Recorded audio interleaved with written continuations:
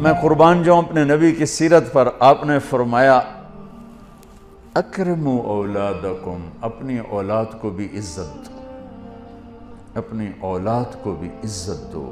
ماتحت کو عزت دینا یا چھوٹوں کو عزت دینا تو اس سے بھی بڑی بات بن جاتی. جو تمہاری جن کو قتل بھی کر دو تو تمہارے اوپر کوئی مقدمہ نہیں بن سکتا ہے. آپ نے کہا اپنی اولاد کو عزت دو، کہ ان کے اندر عزت بھرو گے تو وہ واپس آئے گی. جب ہر وقت ڈنڈا چڑھا ہوا ہے، کتنا پڑھ لیا، کتنے اے آ گئے، کتنے بی آ گئے، کتنے سی آ گئے، جب ہر وقت ان کے سروں پہ یہ تلوار، 3 سال کے بچوں کو اسکول یہ مائیں ڈال دیتی ہیں، ان سے بڑا ظالم کون ہوگا؟ 3 سال کا بچہ بھی اسکول جانے کے قابل ہوتا ہے، وہ تو ماں کی گود کے لیے ہوتا ہے. 7 سال تک میرا نبی کہتا ہے نماز پڑھنے کا نہ کہو. نماز جیسے فریضے کو جو سب سے زیادہ شریعت میں ہائی لائٹ ہوا ہے، 7 سال تک وہاں نماز بھی نہ تو کیا کرو کہ پیار دو، چھاؤں دو، جھولی دو، گود دو. جو ماں 2 بچوں کو تنگ ہو کے اور جا کے اسکول پھینک آتی ہے کہ میری جان بخشی جائے، 30 بچوں کو ایک ٹیچر کیسے سنبھالے گا یا سنبھالے گی؟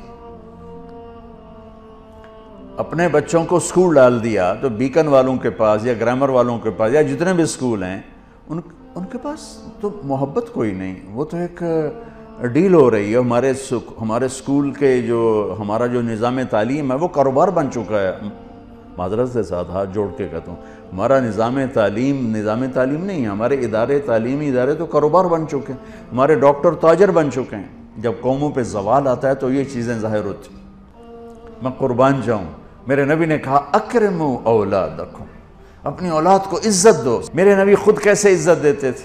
یہ میرے نبی کا گھر ہے، یہ آپ کی بیٹی فاطمہ کا گھر ہے. بیچ میں 2 گھر ہیں، تیسرا کا چوتھا گھر حضرت فاطمہ کا. اور آنا جانا کبھی کبھی نہیں ہے، ہر دوسرے تیسرے دن آنا ہے، روز بھی آنا ہے، چونکہ 7 تو گھر ہیں. اور آپ کو اپنی اولاد میں سب سے زیادہ پیار حضرت فاطمہ، میرے جگر کا ٹکڑا ہے. جس نے اسے سکھ دیا اس نے مجھے سکھ دیا، جس نے اسے تکلیف دی اس نے مجھے تکلیف دی.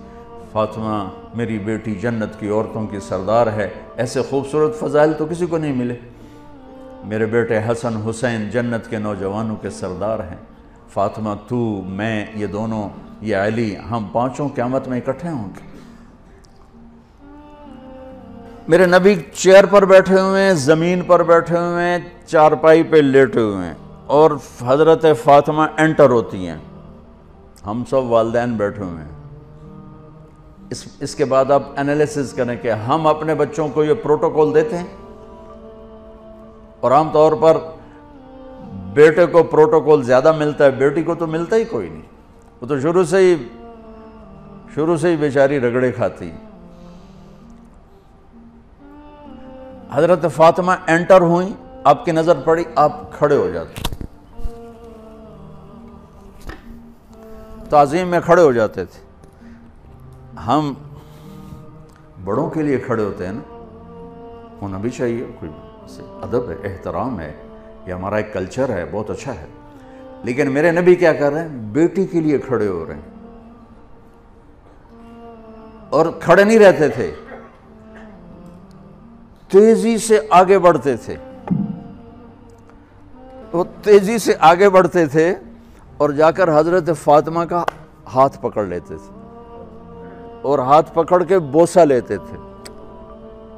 پھر ہاتھ چھوڑتے نہیں تھے، ہاتھ پکڑے پکڑے یوں تشریف لاتے اور پہلے کہتے بیٹھو یہاں. پہلے حضرت فاطمہ کو بٹھاتے، اس کے بعد خود بیٹھتے تھے. یہ میرے نبی کی سیرت کے وہ پہلو ہیں جو آپ نے شاید کبھی نہیں سنے ہوں گے.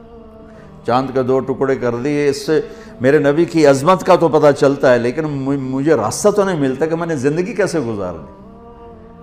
ہم اپنے نبی کو بیان بھی کرتے ہیں تو معجزات کو بیان کرتے ہیں، جو ہمارے لیے اس میں عظمت تو موجود ہے، ایمان عقیدہ تو موجود ہے، لیکن رہبری تو یہاں سے ملے گی جو میں آپ کو نبی کی لائف بتا رہا ہوں.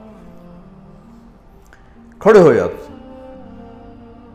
اور حضرت فاطمہ بھی اپنے ابا کے ساتھ یہی کرتی تھی. پھر اولاد کا بھی کہ جو ہی اللہ کے نبی انٹر ہوتے، وہ بیٹھی ہیں، وہ لیٹی ہیں، وہ کوئی کام کر رہی ہیں، ایک دم بجلی کی تیزی کے ساتھ جاتی، اپنے باپ کا ہاتھ پکڑ کے بوسہ لیتی، پھر ہاتھ نہیں چھوڑتی تھی، ہاتھ پکڑے پکڑے پکڑے والد کو بٹھاتی، پھر اس کے بعد خود بیٹھتی تھیں، میرا نبی چھوٹوں سے یوں کر کے دکھا گیا۔